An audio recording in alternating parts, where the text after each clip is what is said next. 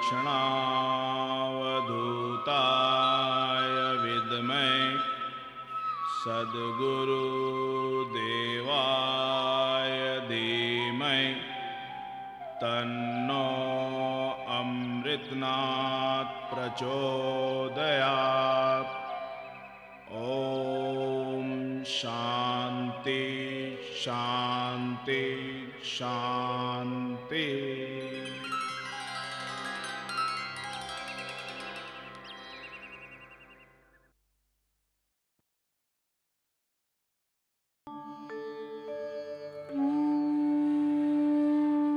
समूचे विश्व और ब्रह्मांड का जो रचयिता है, उस विधाता को अनादिकाल से ही इंसानों ने अलग अलग रूपों में देखा, उसकी कल्पना की, आराधना की।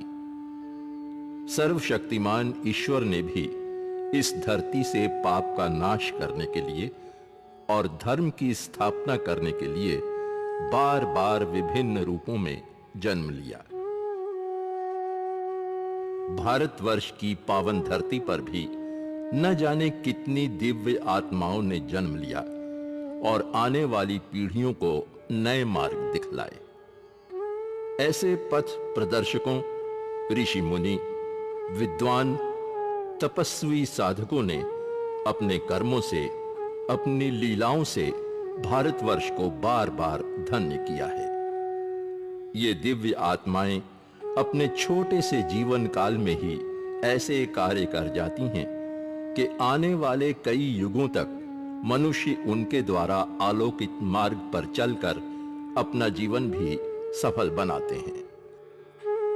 19वीं शताब्दी के मध्य में बाबा श्री अमृतनाथ जी के रूप में ऐसी ही एक विलक्षण अनुकरणीय दिव्यात्मा का प्रादुर्भाव भारत के राजस्थान राज्य में बिसाहू के पास से स्थित एक छोटे से कस्बे पिलानी में हुआ था, जिन्होंने शरीर रूप में आकर इस धराधाम को अपनी लीलाओं और सदुपदेशों से आलोकित किया।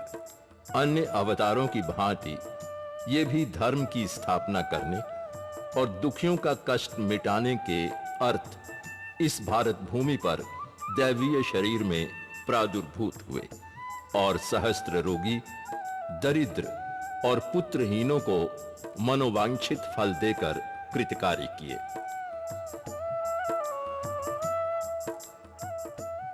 उनके द्वारा प्रकाशित आलोक आज भी जन जन के मन मंदिर को प्रकाशित कर रहा है।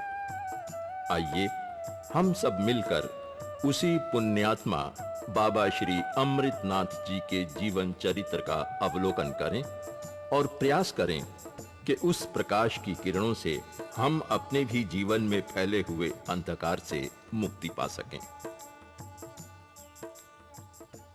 चले। आज तुमने एक बात पर गौर किया? क्या? रोज ही सुबह होती है, सूरज भी रोज पूरब से निकलता है, पर आज जैसे पूरब दिशा की लालिमा और भी ज्यादा लग रही है। देखो कैसी शीतल मंद हवा चल रही है। हाँ, आज मन बड़ा प्रफुल्लित हो रहा है। मगर रोज तो ऐसा नहीं होता। मैंने सुना है जब कुछ अच्छा होने वाला होता है, जब कोई शुभ कार्य होने वाला होता है, तभी ऐसी अनुभूति होती है। भगवान करे ऐसा ही हो। लेकिन क्या अच्छा होने वाला है आज? अब यहाँ खड़े-खड़े यही सब सोचते रहेंगे क्या?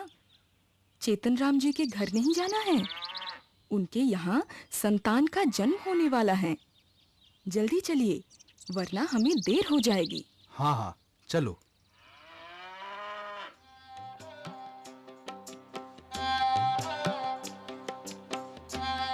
चेतन राम जी, धीरज धरिए, सब कुछ ठीक होगा। पता नहीं भाई, इसके पहले भी मेरी पत्नी ने एक लड़के और 3 लड़कियों को जन्म दिया है, लेकिन अपने अंदर ऐसी व्यग्रता मैंने कभी महसूस नहीं की। इस बार भी सब ठीक ही होगा चेतन राम जी। बधाई हो चेतन राम जी, लड़का हुआ है। अरे जच्चा बच्चा दोनों ठीक है ना? हाँ हाँ, दोनों ठीक हैं। पर मैंने तो अपनी जिंदगी में ऐसा चमत्कार देखा ही नहीं। बच्चे के जन्म के समय हर माँ को थोड़ी बहुत पीड़ा होती है, पर इनकी पत्नी को जरा भी पीड़ा नहीं हुई। और तो और, बच्चा भी सर की तरफ से नहीं, पैर की तरफ से पैदा हुआ, और पैदा होने के साथ ये रोया भी नहीं। ये तो हंस रहा था। शरीर भी देखिए, 1 साल के बच्चे के जैसा लग रहा है। अरे इसके मुंह में तो दांत भी है। वही तो।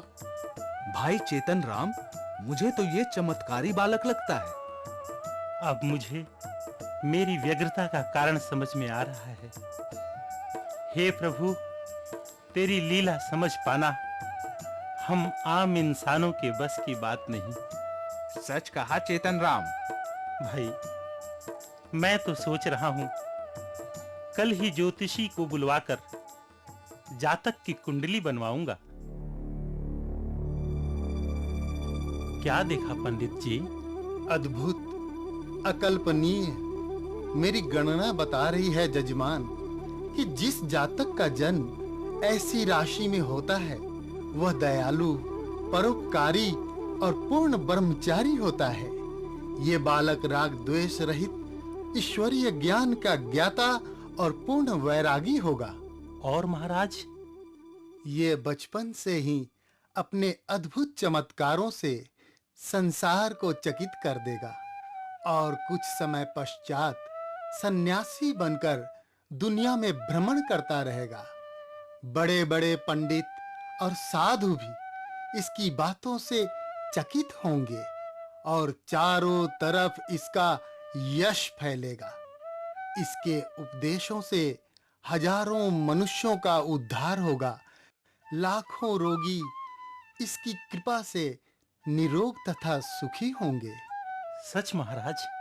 यही नहीं चेतन राम जी, इसके बताए मार्ग पर चलकर और इसके आदर्शों को मानकर मनुष्य समाज का भला होगा। लोगों में ईश्वर और ईश्वर की भक्ति के प्रति आस्था बढ़ेगी। इसे एक देवीय पुरुष के रूप में ख्याति मिलेगी। ये मेरे लिए परम सौभाग्य की बात है महाराज। अब आप इसका नामकरण भी कर दें। इस चमत्कारी दैवीय बालक का नाम होगा यशराम। यशराम, ये तो वाकई बहुत अच्छा नाम है। चेतन राम, तुम बहुत भाग्यशाली हो कि तुम्हारे घर में ऐसे पुत्र ने जन्म लिया है।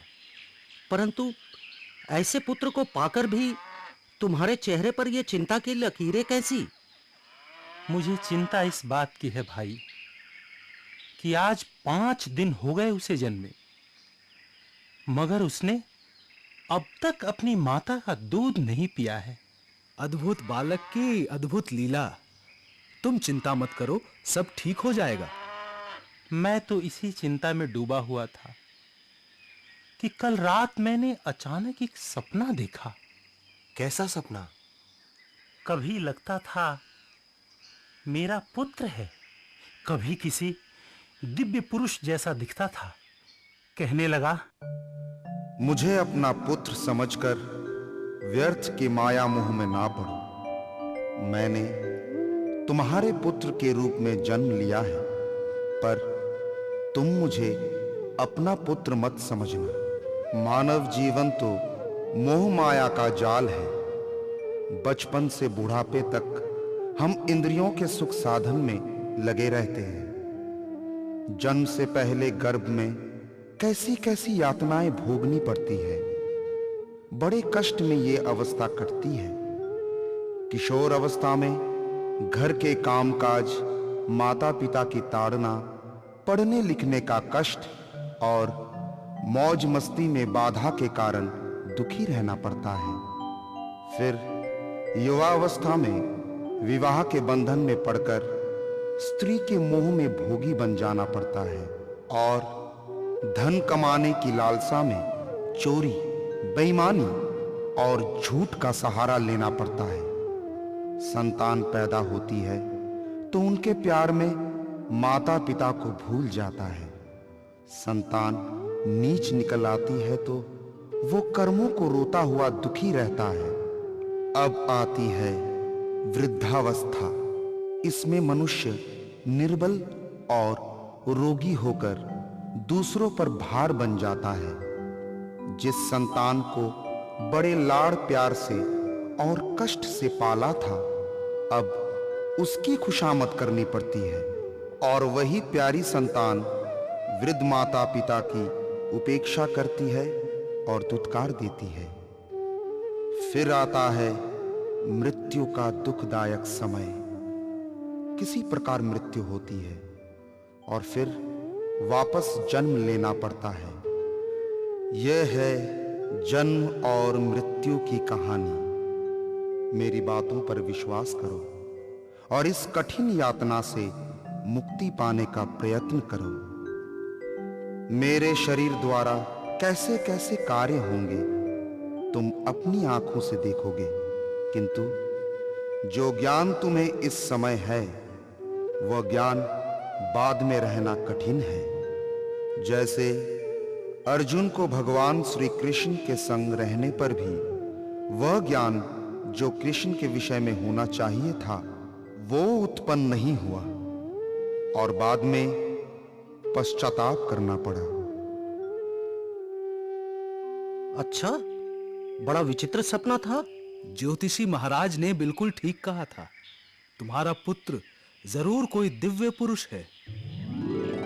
दिव्य पुरुष तो वो थे ही, इसीलिए तो अपने जन्म के साथ ही उन्होंने लोगों को चमत्कृत करना शुरू कर दिया।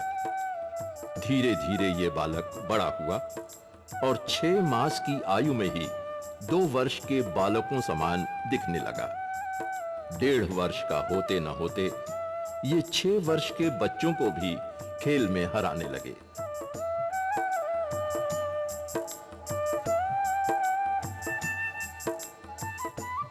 दौड़ने में तो ये इतने तेज कि एक अच्छा युवक भी इनको न पकड़ पाता। ऐसे सुदर्शन बालक का स्वभाव भी लोगों को मोहित करने वाला था। लोग इस बालक के दर्शन करने के लिए अक्सर चेतन राम के घर की राह लेते थे।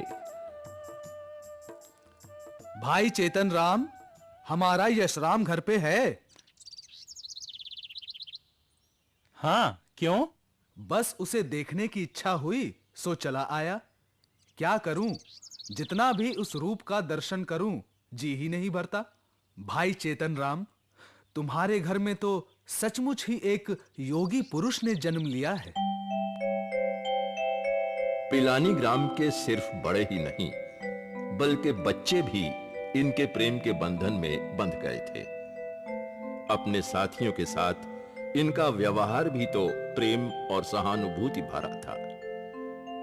3 वर्ष की उम्र में इनका खान पान इतना सादा, नियत और नियमित था कि लोग आश्चर्य में पड़ जाते थे।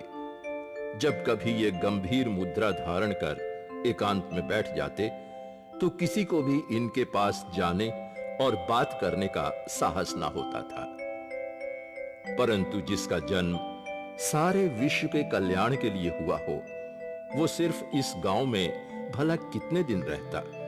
नियति का चक्र घूमा और चेतन राम ने पिलानी गांव छोड़कर अपने पूर्व निवास बऊ, जो सीकर जिले के लक्ष्मणगढ़ तहसील में है, वहां जाकर बसने का निर्णय कर लिया। ये समाचार सुनते ही इनके बाल सखा इनके पास पहुंचे और आग्रह किया कि वो उन्हें छोड़ कहीं न जाएं। यशराम, हमें छोड़कर मत जाओ। तुम्हारे बिना हमारा मन नहीं लगेगा। हाँ हाँ, हमें छोड़कर मत जाओ। हमें छोड़कर मत जाओ यशराम। मैं जानता हूँ कि तुम लोगों को मुझसे बहुत प्रेम है। जब भी तुम मुझे याद करोगे, मैं उसी समय तुम लोगों के पास चला आऊंगा। लेकिन हमें भूल मत जाना। बेटे यशराम, कहाँ इतनी देर लगा दी? हम सब कब से राह देख रहे हैं। चलो गाड़ी में बैठो। नहीं पिताजी, मैं गाड़ी में नहीं जाऊंगा। मैं पैदल जाऊंगा। लेकिन बेटे, बऊ यहां से 23 कोस दूर है। तुम इतनी दूर पैदल कैसे जाओगे? नहीं पिताजी, मैं पैदल ही जाऊंगा और देखिएगा, आप लोगों से पहले पहुंचूंगा वहां। पर बेटे, सुनिए, आप तो इसका स्वभाव जानते हैं, इससे ज्यादा आग्रह मत कीजिए। ये जैसा चाहता है वैसा ही करने दीजिए इसे। ठीक है, जैसा तुम ठीक समझो। 23 कोस यानी लगभग 74 किलोमीटर का अनजान सफर यशराम ने 3 वर्ष की छोटी सी उम्र में पैदल ही तय किया।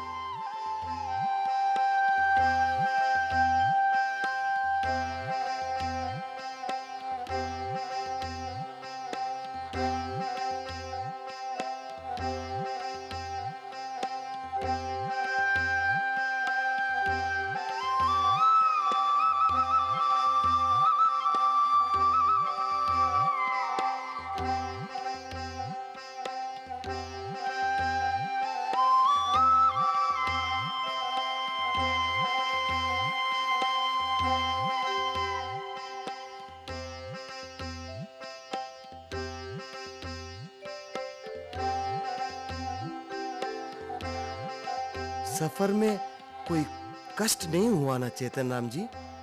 कष्ट तो नहीं हुआ, पर एक चिंता खाए जा रही है। यशराम जिद करके पैदल ही चला वहां से। पता नहीं वो कब तक पहुंचेगा यहाँ। वो तो आप लोगों के आने से 3 घंटे पहले ही पहुंच गया था यहाँ। लो, वो आ गया। और इस प्रकार बालक यशराम ने 3 वर्ष की आयु में लोगों को प्रथम चमत्कार दिखाया। धीरे धीरे नन्हे यशराम के इस चमत्कार की खबर दूर दूर तक फैल गई और यहां भी लोग इनके दर्शन करने के लिए आने लगे। कितनी दर्शनीय छवि है इस बालक की। मुझे तो ये साक्षात गरुड़ के अवतार लगते हैं। ध्यान मुद्रा में देखो, लगता है भगवान शिव या भगवान गोरक्षनाथ जी बैठे हैं। इनके दर्शन करके मैं तो धन्य हो गया, धन्य हो गया। धीरे धीरे इनकी प्रसिद्धि फैलने लगी। घर वालों ने भी इन्हें दैवी पुरुष मान लिया। समय बीता और ये 7 साल के हुए, मगर इनकी विलक्षणता 7 साल की आयु में ही ये 15 वर्ष से कम के नहीं दिखते थे। अपने हम उम्र बालकों के साथ ये भी अपने पशुओं को लेकर चराने चले जाते और वन में जाकर ध्यान लगाकर बैठ जाते।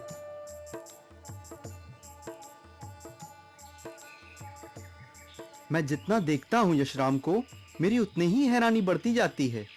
हैरानी की तो बात है ही। हम सारा दिन अपने जानवरों के पीछे दौड़ते फिरते हैं और ये चुपचाप एक ही स्थान पर ध्यान लगाकर बैठा रहता है। फिर भी इसके पशु इधर उधर नहीं भटकते। मुझे ऐसा लगता है जैसे पशु भी इससे कुछ ऐसा प्रेम करते हैं जैसे मनुष्य अपने साथी से करता है। और नहीं तो क्या, जहां चरना चाहिए वही चरते हैं और ठीक समय पर लौट भी आते हैं और बिना बोले सब समझते हैं। कमाल है। कमाल नहीं, मेरे पिताजी कहते हैं ये भगवान का अवतार है।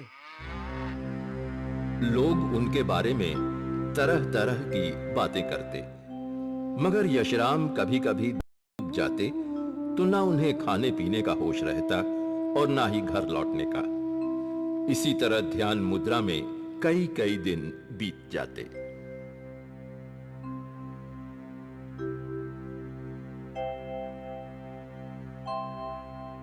माँ, मैंने सब जगह ढूंढ लिया, यशराम कहीं नहीं मिला। मनसा बेटे, कभी कभी तो इस लड़के को लेकर मुझे इतनी चिंता होती है। आज 3 दिन हो गए, एक बार भी घर नहीं आया।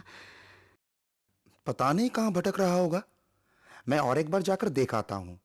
मुझे पता है वो भटक नहीं रहा होगा, जरूर किसी जगह ध्यान लगाकर बैठ गया होगा। माँ, बेटा, कहाँ रह गया था तू? मुझे कितनी चिंता हो रही थी। तू जंगलों में था ना? माँ, कुछ खाने को दो ना, बड़ी भूख लगी है।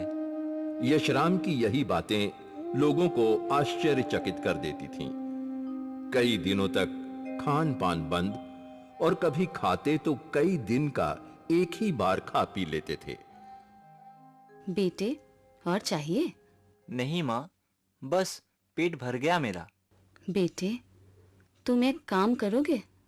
कहो माँ। जालेव गांव जाकर अपनी बहन न्योजा को ले आओगे? पति तो उसका रहा नहीं, उधार इतना है सर पर कि लेनदार उसे परेशान किए रहते हैं। ठीक है माँ, और अपने बहू में ही खेती करवाकर उसका सारा कर्जा उतरवा दूंगा। और मां के कहे अनुसार यशराम जालेऊ पहुंचे और अपनी बहन न्योजा को लेकर बहू की ओर रवाना हुए।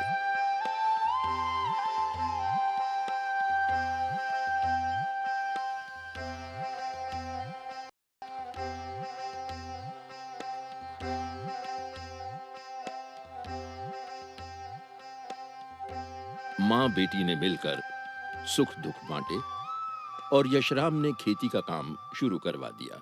लेकिन बहू में उस साल बरसात का नामो निशान भी नहीं था। पीने का पानी लेने के लिए भी लोगों को दूर तक जाना पड़ता था। ऐसे ही एक दिन की बात है, अपने बड़े भाई मनसाराम के साथ यशराम दूर से मटके में भरकर पानी ला रहे थे कि अचानक मटका गिरकर टूट गया।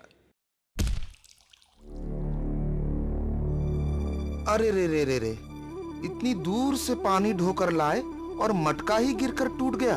टूट गया तो टूट गया, लेकिन मैं भी प्रतिज्ञा करता हूँ, आज अगर इस खेत में पानी ना भर जाए तो मैं अपना शरीर त्याग दूंगा।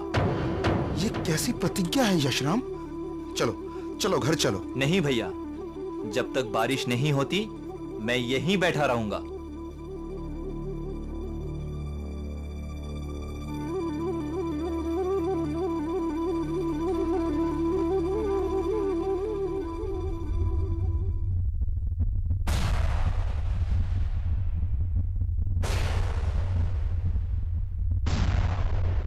और रात को जोरों की बारिश हुई और खेत की तलैयों में पानी भर गया। इस घटना से लोगों को आश्चर्य हुआ और यशराम के प्रति सद्भावना उत्पन्न हुई।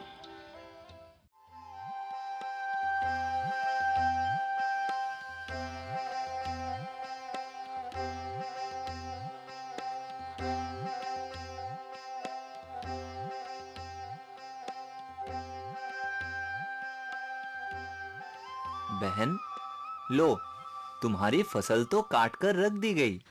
अंदाजे से बताओगे कितना मन अनाज निकल जाएगा? मुझे तो लगता है 9-10 मन अनाज तो निकलना ही चाहिए। और नहीं तो क्या, आधा एक मन कम या ज्यादा? तो हम अनाज निकालना शुरू करें? नहीं, ये अनाज मैं निकालूंगा। यशराम के कहने पर सारे लोग चले गए। यशराम ने अपने हाथों से अनाज निकाला। ये क्या, इतना अनाज? ये तो 70 मन से कम नहीं है। ये कैसी लीला है यशराम की? यशराम, तुमने तो मुझे सारी मुसीबतों से छुटकारा दिला दिया। इससे तो मेरा सारा कर्जा उतर जाएगा। तुम धन्य हो, धन्य हो। पर इतना ही नहीं, यशराम अनपढ़ होने के बावजूद दर्शन, शास्त्र, वेद, पुराण आदि की गूढ़ बातें लोगों को सहज ही समझा देते थे। इस अल्पायु में ही इन्होंने लोगों को खान पान संबंधी बहुत सी शिक्षाएं दी। जैसे तुम हो वैसा ही मैं भी हूँ। मैं तो छाछ राबड़ी खाता हूँ, तुम भी खाया करो। छाछ, राबड़ी, मतीरा, शहद, गाजर, मूली आदि ठंडे पदार्थों का सेवन करने से शरीर स्वस्थ और निरोग ही नहीं रहता, मन भी शांत रहता है। लोग इनके कथन पर विश्वास करके छाछ राबड़ी खाते और उनका रोग मिट जाता। वो सदा ही दृढ़ विश्वासी बनने की सलाह दिया करते थे। सुधरे आहार विहार, तब होवे वृत्त पवित्र, रोग मुक्त काया रहे, अमृत विमल चरित्र। देखते देखते दिन बीते और यशराम युवावस्था में पहुंच गए और हर पिता की तरह चेतन राम को भी अपने पुत्र के विवाह की चिंता सताने लगी। पर यशराम की मर्जी कुछ और ही थी।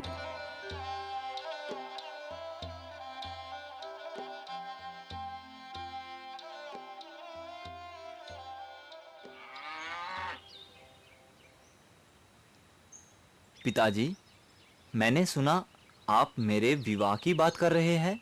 हाँ बेटे, अब तुम्हारी उम्र विवाह योग्य हो गई है। मैं चाहता हूँ तुम्हारा भी घर बस जाए।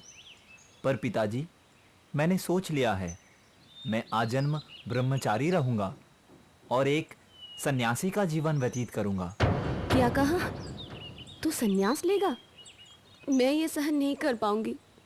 कम से कम मेरे जीते जी मैं तुझे संन्यास नहीं लेने दूंगी। ठीक है माँ, तुम जैसा चाहती हो वैसा ही होगा। 30 वर्ष की आयु तक पहुंचते पहुंचते यशराम के मन में वैराग्य की प्रबल भावना उठने लगी, पर अपनी मां की ममता ने इन्हें रोके रखा था। इसी बीच चेतन राम जी का मन बऊ से उठ गया और वे अपने कुटुंब सहित चूरू जिले में उदासर नामक ग्राम में पहुंच गए। वहां के ठाकुर अभय सिंह और उनके पुत्र बलवंत सिंह भी देखते देखते यशराम के अनन्य भक्त बन गए। सन 1888 में इनकी माता का स्वर्गवास हो गया। वैराग्य के पथ का पथिक बनने के लिए अब मां की ममता की बाधा नहीं रह गई थी। यशराम अपने पिताजी के पास पहुंचे। पिताजी, मुझे आपसे कुछ कहना है। कहो पुत्र, क्या बात है? मुझ में ममता रखने वाली माता का देहांत हो गया। अब मैं घर में नहीं रहूंगा। क्यों पुत्र, यहाँ किसी तरह की कोई तकलीफ है तुम्हें? नहीं पिताजी, आपके पास सब प्रकार का आनंद है, पर ये सारा जगत मुझे अपनी ओर खींच रहा है। सारा जग ही अब मेरा घर होगा। ये तो मुझे पहले से पता था। ज्योतिषी महाराज की भविष्यवाणी आज भी मेरे कानों में गूंज रही है। अगर तुम्हारी यही मर्जी है तो जाओ, पर जाते जाते हरिद्वार में अपनी मां की अस्थियों का विसर्जन कर देना।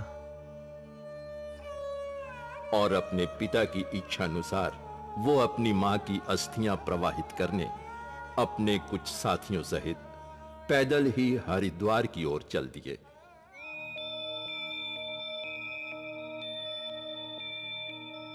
अरे, हमारा सामान कहाँ गया? मेरा भी सामान नहीं है।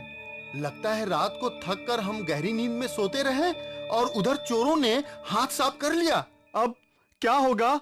होगा क्या? अब अगर कुछ हो सकता है तो यशराम के किए ही हो सकता है। भाई यशराम, अब तुम ही हमारा सामान वापस लाने की युक्ति सोचो। और फिर एक बार चमत्कार हुआ। साथियों का सारा सामान अपने आप ही वापस आ गया। साथियों के प्रसन्नता की सीमा न रही। उन्होंने भी यशराम को अवतार मान लिया। इसके पश्चात वो सब पैदल ही हरिद्वार पहुंचे और बड़ी श्रद्धा से और आंखों में आंसू लिए यशराम ने अपनी माता की अस्थियां गंगा के पावन जल में प्रवाहित कर दी।